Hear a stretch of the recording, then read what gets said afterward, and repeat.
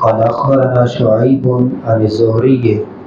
قال حدثني عمرو بن سعد عن سعد بن أبي وقاص رضي الله عنه أنه أخبره. سعد بن ابی وقاص رضی اللہ عنہ سے روایت ہے کہ بے شک رسول اللہ صلی اللہ علیہ وسلم نے فرمایا اِنَّكَ لَن تُنْفِقَ نَفَقَةً، بے شک نہیں تم خرچ کرو گے کوئی بھی خرچ کرنا، تبتغی بہا وجہ اللہ، جس کے ذریعے تم اللہ کے چہرے کو تلاش کرو، اللہ کی رضا کو تلاش کرو،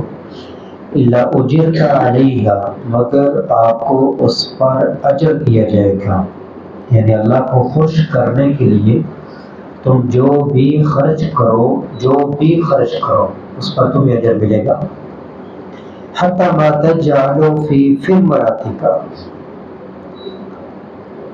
حتیٰ کہ تم جو ڈالو فی امرأتک، یہاں پر دو فی جمع ہو گئے ہیں۔ دوسرے فی کا معنی کیا ہے؟ دوسری کلاس کے طلباء، تیسری کلاس کے طلباء کوئی بتائیں، دوسرے فی کا معنی کیا ہے؟ حتی ما تجعل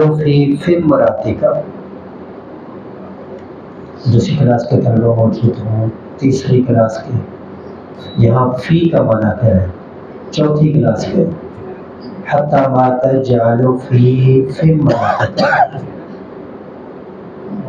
ہاں ماشاء اللہ، حتیٰ کہ تم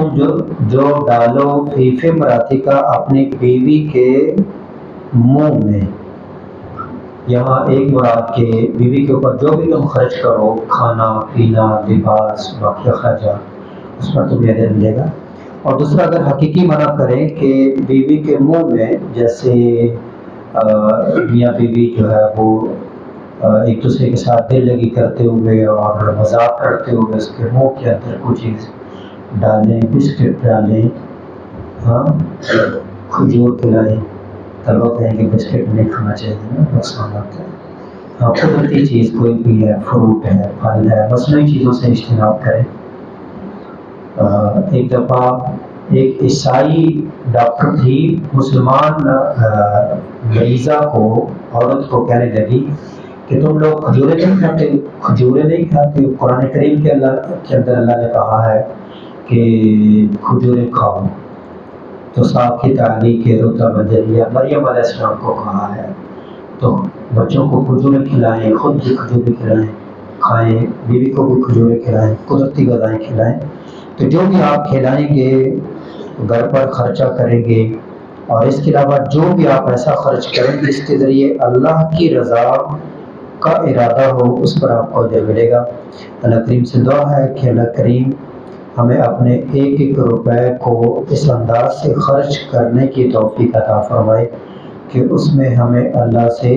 اجر کی امید ہو، اور اس میں ہم یہ نیت کریں کہ اللہ ہمیں اس پہ اجر عطا فرمائے گا۔ وما لی الا البلاغ المبین۔